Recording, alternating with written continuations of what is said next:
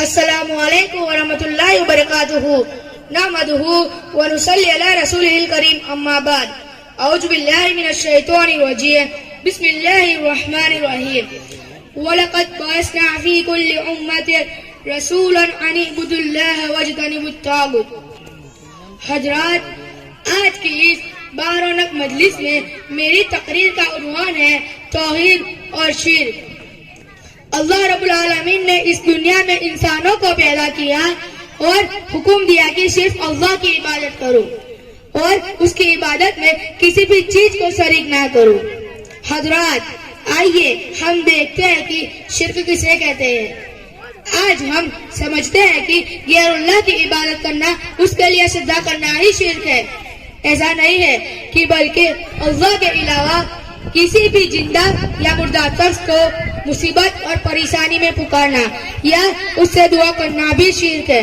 اسی طرح غیر اللہ کے بارے میں عقیدہ رکھنا کہ وہ ہماری بیماری اور مصیبت کو دور کر سکتے ہیں۔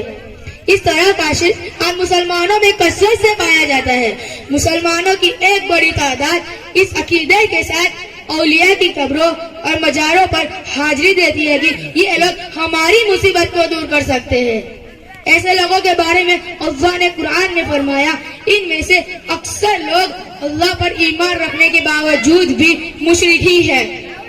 شرک اتنی خطرناک چیز ہے کہ سارے اعمال کو برباد کر دیتی ہے۔ آپ کتنے بھی نیک کام کر لو، اگر شرک کیا اور شرک کی حالت میں وفات ہو گئی تو آپ کے سارے نیک اعمال برباد ہو جائے گے۔ اسی طرح اللہ نے تمام نبیوں کو فرماتے ہوئے کہا کہ اگر آپ بھی شرک کرتے تو اللہ آپ کے اعمال کو برباد کر دے گا۔ اللہ نے سورہ زمر میں فرمایا، لئن اشرکت لیحبطن عملک، یقیناً اے محمد صلی اللہ علیہ وسلم آپ کی طرف بھی اور آپ سے پہلے تمام نبیوں کی طرف وحی کی گئی کہ اگر آپ نے شرک کیا تو آپ کے اعمال بھی برباد ہو جائیں گے۔ حضرات، آئیے میں میرے موضوع کے دوسرے پہلو کی جانب آتا ہوں، وہ ہے توحید۔ حضرات، دنیا کی سب سے بڑی دولت توحید ہے۔ توحید کسے کہتے ہیں؟ توحید یعنی یہ عقیدہ رکھنا کہ ساری کائنات کو چلانے والا، زندگی اور موت دینے والا، روزی دینے والا، بیماری اور شفا دینے والی ذات صرف اور صرف اللہ ہی کی ذات ہے اور تمام قسم کی عبادت کے لائق صرف اور صرف اللہ ہے اور اسماء و صفات میں اس کو ایک ماننا۔ حضرات، اللہ نے توحید کا سبق یاد دلانے کے لیے اللہ تعالیٰ نے ہر دور میں اور ہر قوم میں نبیوں اور رسولوں کو بھیجا جو انسانوں کو اپنا بھولا ہوا سبق یاد دلاتے رہے۔ اللہ نے فرمایا، وَلَقَدْ بَعَثْنَا فِي كُلِّ أُمَّةٍ رَسُولًا أَنِ اعْبُدُوا اللَّهَ وَاجْتَنِبُوا الطَّاغُوتَ، اور ہم نے ہر قوم میں ایک رسول کو اس پیغام سے بھیجا کہ اے لوگوں، اللہ کی عبادت کرو، شیطان اور بتوں کی عبادت سے بچتے رہو۔ حضرات، کیسی بھی حالت آ جائے، توحید کے ساتھ کبھی بھی کسی بھی چیز کا سمجھوتا نہیں کرنا چاہیے۔ ایک مرتبہ کفار نے آپ صلی اللہ علیہ وسلم سے مطالبہ کیا کہ ایک سال ہم آپ صلی اللہ علیہ وسلم کے معبود کی عبادت کریں گے اور ایک سال آپ صلی اللہ علیہ وسلم ہمارے معبود کی عبادت کریں گے۔ اس کا جواب میں اللہ نے سورہ کافر نازل کر دی جس میں مشرکین کے اس مطالبے کو رد کر دیا گیا۔ حضرات، توحید کی وجہ سے اللہ انسانوں کو بڑی بڑی تکلیف سے نجات دیتا ہے۔ یونس علیہ السلام کو جب مچھلی نے نگل لیا تو انہوں نے اسی توحید کا واسطہ دے کر اللہ سے دعا کی۔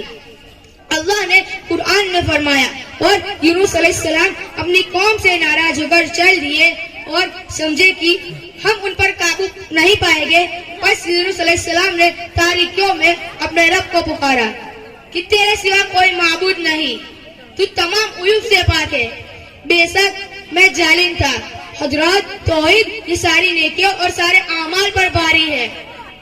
حدیث قدسی میں اللہ نے فرمایا، اے ابن آدم، اگر تو زمین کے برابر گناہ ساتھ لے کر آئے اور اس حال میں ملے کہ تو نے کسی کو میرے ساتھ شریک نہ کیا ہو تو میں روئے زمین کے برابر تجھے مغفرت عطا کروں گا۔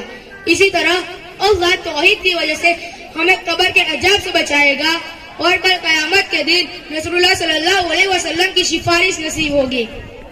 حضرات، اللہ نے کہا ہے کہ جنت میں داخل ہونا اور جہنم سے بچا لیا جانا یہ سب سے بڑی کامیابی ہے۔